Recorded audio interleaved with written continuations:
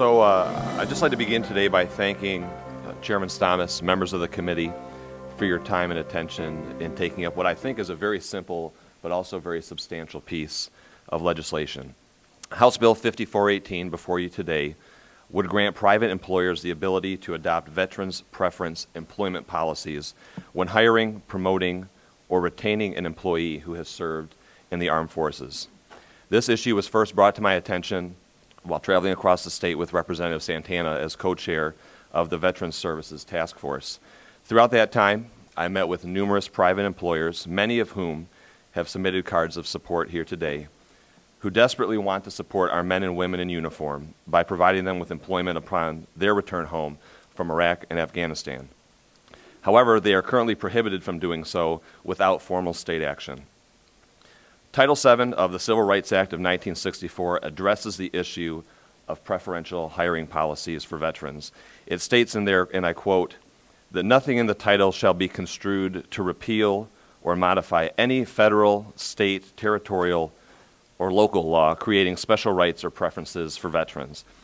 In speaking with numerous legal experts, of which I am not, we've been able to validate the belief of many that Title VII does not preempt formal state action, allowing for the creation of a hiring preference policy for veterans, and that is within the state's rights to create such a policy.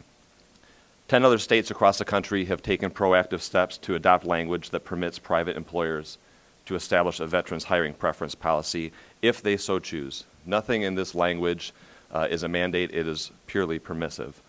Michigan, however, has no such law on the books, and so the need for House Bill 5418.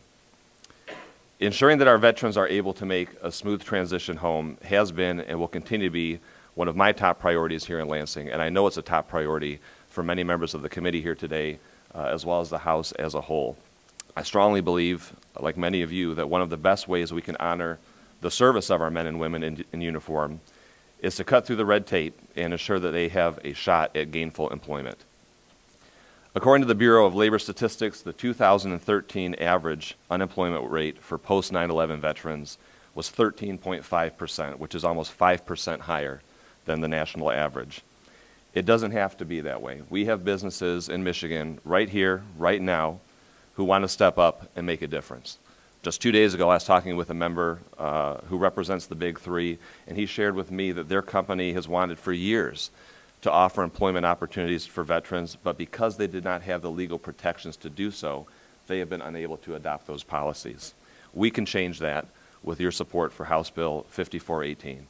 And so again, I thank the chairman for the opportunity to testify before you here today, and I look forward to taking any questions or concerns that you might have. Thank you.